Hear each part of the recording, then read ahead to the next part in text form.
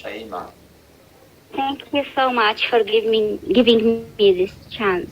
And it's our pleasure as Improve Your Society organization in Yemen to participate in today's civil society dialogue with the Miss President Byrne Nason.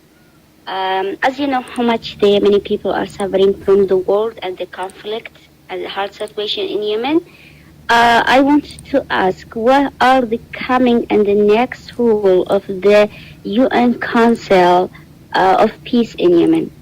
And the next question is, what is the program of peace in Yemen, especially that we have the fourth United Nations envoy, Mr. Hans Groundberg. So what is the plan that will be in Yemen for peace? And if there are any updates, what are the updates that will be next, inshallah, in Yemen? Thank you. Thank you very much for your question. Thank you. And again, very apposite and interesting questions. Thank you very much. Shahima, if I'm pronouncing your name correctly, I'm delighted you're online.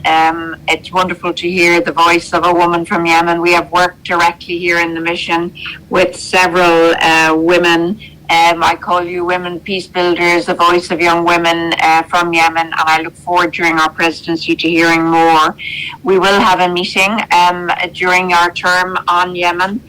I had occasion to say today in a discussion that I'm deeply concerned about the ongoing situation in Yemen because it is absolutely, clearly the world's worst humanitarian crisis, and we tend to not give it the attention in the international framework that it fully deserves.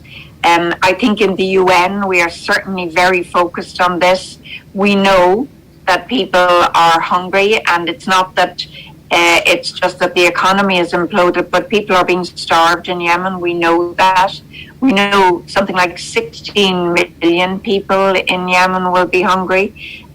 We've heard from the UN dire warnings that there are another 5 million people on the precipice of this. You know that, Jima, better than anyone. So it's this combination of war and extreme poverty that has such devastating impact on all people. But I'm a mother, and I can always sympathize with the mothers who must watch their children. We've seen some of the statistics in Yemen where the humanitarian cost of this is just extraordinary. So we know about 2 million children out of school, another 1.5 million children without a home, internally displaced. You know, our concern is enormous for Yemen. We have watched Martin Griffiths as the special envoy in Yemen very valiantly move across this agenda, trying to help to create a ceasefire. He's been doing that for longer than we've been on the Security Council, and still his efforts have failed to yield fruit. We absolutely, there have been what I would call false dawns recently, where we thought there was a moment after the famous or infamous Saudi declaration that looked like a moment that things might crystallize. We've watched the advance of the Houthis in Marib, and that remains obviously a major worry, not least for people who are actually living in Marib under such pressure and risk of life, of course.